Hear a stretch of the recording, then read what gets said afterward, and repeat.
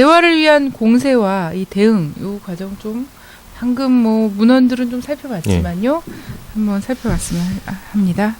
시작은 1월 1일 날 북측에서 발표한 신년 공동사설에서부터 시작되는 거죠. 네. 지난번에도 사설 분석 때 말씀드렸는데 네. 기존의 이제 남북 관계를 봤을 때 북측에서 이제 이명박 정부에 대한 강한 규탄 이런 내용이 주를 이루지 않을까 이렇게 예상을 했는데 그 예상을 깨고 남북 대화, 평화, 수호 이런 식으로 이제 전향적으로 입장이 나왔다는 거죠.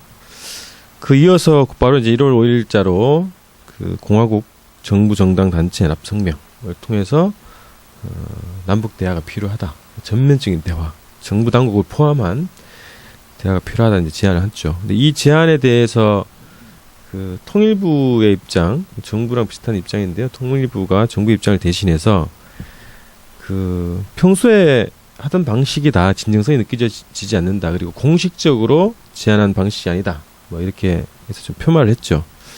그래서 입장이 나오고 나서 곧바로 이제 1월 8일자로 또 북측의 이제 조평통 대변인 성명을 통해서 구체적인 시기까지 더 구체적으로 제안을 했습니다. 그래서 정북부 회담을 위한 실무자 회담을 열자 1월 말 2월 초 중에는 열자 이런 구체적인 제안을 했죠. 그때까지도 정부 당국에서는 이것이 구체적인 어떤 통지문 형태로 온 것이 아니라 공개적으로 발표한 것이기 때문에 네. 정식 제안으로 보기 어렵다 이런 입장을 했죠. 근데 이제 바로 이제 어제 공식 이제 통지문을 전통문을 보냈습니다. 3가지 단위에서 남쪽에 제안을 했죠. 그래서 북의 아시아 태평양 평화위원회에서 통일부로 제안을 하고 정북부 회담을 위한 실무회담 제안을 한 거죠. 그 다음에 그 조선 적십자 중앙위원회가 남쪽의 적십자에 대화 제안을 했고요. 그리고 그 남북 경제협력 그 위원회 회의를 열자. 이 3가지 단위에서 남측의 3가지 단위에 3군데 단위에 공식 대화를 제안하게 된 겁니다. 그래서 곧바로 이제 오늘 아까 보신 대로 통일부에서 남북 대화 관련한 자기 입장을 이제 밝히게 됐습니다. 그래서 어쨌든 되게 이제 명분 싸움으로 보이기도 하고 형식적인 싸움으로 보이기도 하는데 북에서는 공개적으로 전민족을 대상으로 그 언론을 통해서 대화 제의를 하고 남쪽에서는 형식 문제를 또 앞세워서 대화를 좀 거부하거나 수세적인 입장으로 보였는데요.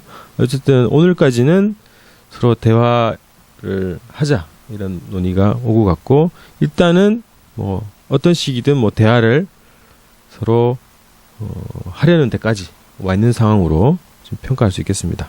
네. 새해가 시작되자마자 북은 새로운 10년, 21세기 새로운 10년은 평화 번영, 통일을 해로 해야 된다라는 그런 기조하에 1일, 5일, 8일, 10일 지금 그렇죠. 거의 연속적으로 계속 지금 남북 대화의 문을 계속 두드리고 있습니다. 예. 두드리고 있는 상황이다라는 거고요. 그러면 이 남북 양측의 대화 관련 입장에 대해서 조금 더 분석을 해봐야 될 필요가 있을 것 같습니다. 네. 그 북측이 어쨌든 연합성명을 발표를 하고요.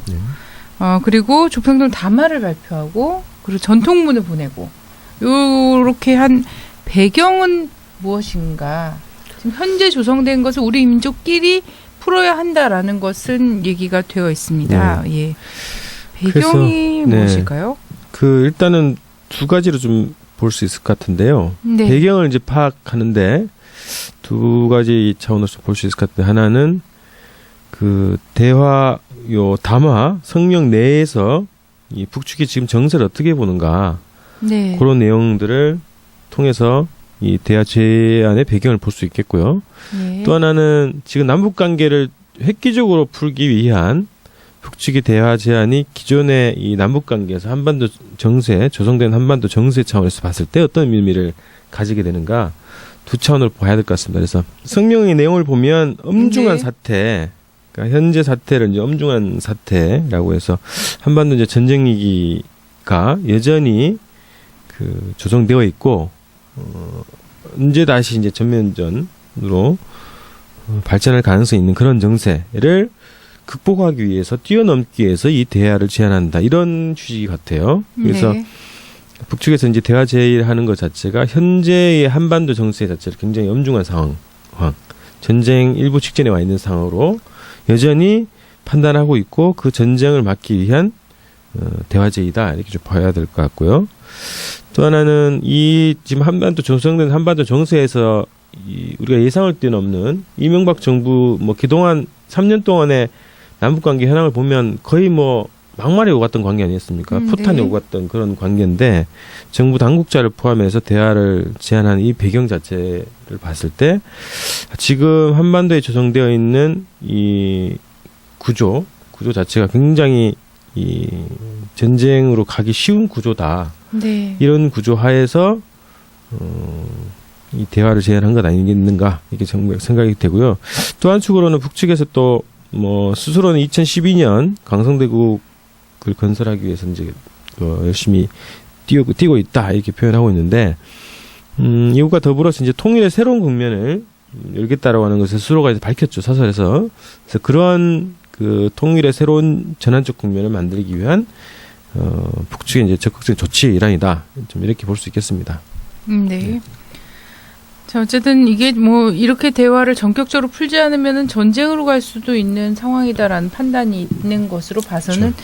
이 대화 제의를 걷어찼을 경우에 예. 그리고 이것이 제대로 그 의도한 대로 성사가 되지 않았을 경우에는 아주 극단적인 뭐 작년에만 해도 한반도 정세는 뭐 극단적이었고 그리고 전 세계가 그것을 인정을 했습니다만 그보다 더한 직접적인 전쟁 위기까지도 각오해야 되는 거 아닌가 네. 예, 이런 맞습니다. 생각이 좀 드는 것 네. 같고요. 그럼 제안 내용과 관련해서는요. 네. 예, 내용은 또 어떻게 볼까요? 자, 뭐 크게 지금 네, 연합 성명에서 4가지 정도 했죠. 네, 그래서 정부 당국자를 포함해서 정당 단체들, 네, 뭐 여당이든 야당이든 뭐 다 포함해서 전면적인 대화 협상하자 이런 거고 예, 과거 불문하겠다.